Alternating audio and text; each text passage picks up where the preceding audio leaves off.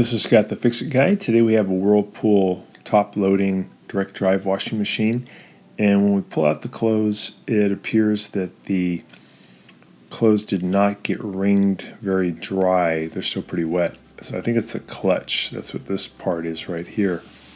They're pretty easy to replace, but one way you can test to make sure it's the clutch is you can put some water in and then turn it on to agitate.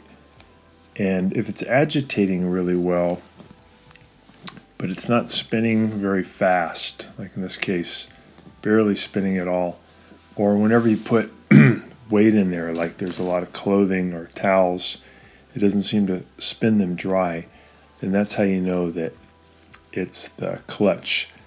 If you set it to spin and you hear the motor running, but there's no spinning at all, and there's no agitation, that's probably the motor coupler. So this is just a way to figure out which problem you have. In this case, it's the clutch. Hope that's been helpful to you, and please subscribe when you get a chance.